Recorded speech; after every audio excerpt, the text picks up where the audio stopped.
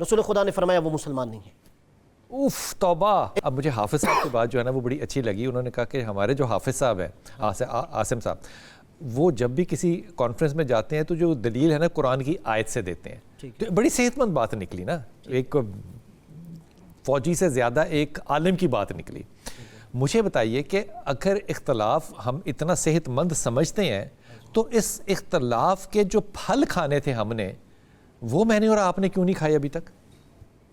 وہ پھل کھانے چاہیے تھے نا، کیونکہ یہ تو رحمت ہے، تو پھر وہ کیوں نہیں ہم نے کھائے؟ کچھ کڑوے ہو گئے پھل وہ۔ یار شفاعت بھائی 2 منٹ دینے آپ نے باقی بھائی کو۔ 20 سال کھائے ہیں گزشتہ 30 سال۔ اچھا کھائے ہیں، وہ دیکھیے یہاں پہ میں یہ کروں گا کہ یہ جو آپ نے سوال کیا ہے کہ در حقیقت جیسے شفاعت بھائی نے کہا کہ پاکستانی ہونے کے ناطے ہمیں سوچنا چاہیے، اب اس میں ایک اور چیز اہم ہے حدیث کے تحت کہ در حقیقت امت کیسے بنے گی پریکٹیکلی عملی طور پہ۔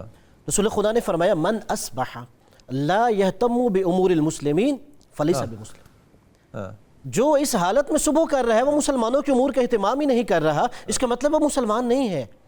اگر میں یہاں پاکستان میں بیٹھا ہوا ہوں تو مجھے دیکھنا چاہیے کہ فلسطین میں جو مظلوم مسلمان ہے، یہ ذرا پھر سے کہنا، یہ حدیث پھر سے کہنا۔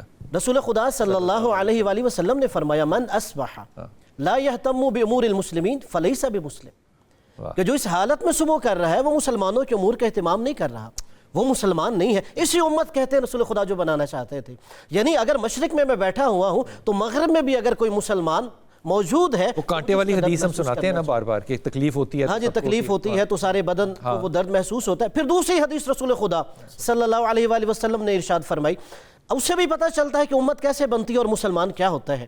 آپ نے فرمایا من سمع رجلا ینادی یا للمسلمین فلم یجبہ لیس بمسلم، آپ نے فرمایا اگر کوئی مسلمان کسی دوسرے ایک مسلمان کی ایک ندا فریاد سنتا ہے، وہ کہتا ہے اے مسلمانوں میری فریاد سنو، فلم یجبہ، اور دوسرا جو مسلمان ہے اس کی فریاد کا کوئی جواب نہیں دیتا، رسول خدا نے فرمایا وہ مسلمان نہیں ہے۔